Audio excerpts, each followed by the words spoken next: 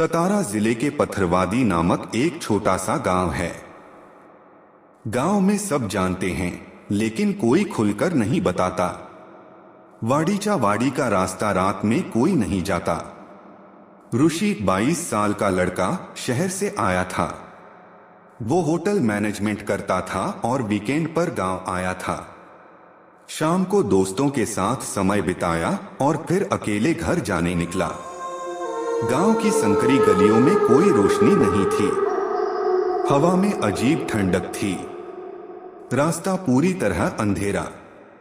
ऋषि ने सोचा, बस 10 मिनट का रास्ता है, कुछ नहीं होगा। लेकिन जैसे ही वह वाड़ीचा क्षेत्र में पहुंचा, माहौल बदल गया। सब शांत था, सिर्फ पेड़ों की सरसराहट और कहीं कहीं कुत्तों की हल्की भौंक।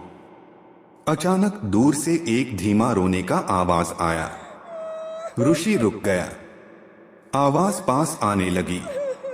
उसकी रूह में ठंडक फैल गई। उसने मोबाइल से टॉर्च जलाया। हल्की रोशनी में उसने देखा, रास्ते के किनारे सफेद साड़ी पहने एक महिला झुकी हुई खड़ी थी। ऋषि के मन में डर भर गया। कौन है ये? उसने हिम्मत करके कहा, मैडम, मदद चाहिए क्या? लेकिन महिला ने हलचल भी नहीं की। धीरे धीरे उसने अपना चेहरा उठाया और ऋषि का दिल थम गया। उसका चेहरा आधा जल चुका था। आंखें खाली, काला धुआं चेहरे से उठ रहा था। मुंह से काली राख गिर रही थी। हवा और ठंडी हो गई। ऋषि का मोबाइल भी कांपने लगा। उसने हाथ हिलाकर टॉर्च को स्थिर करने की कोशिश की, लेकिन रोशनी झिलमिला रही थी। फिर वह जोर से चिल्लाई, थैम ऋषि, टूटी HEVCH।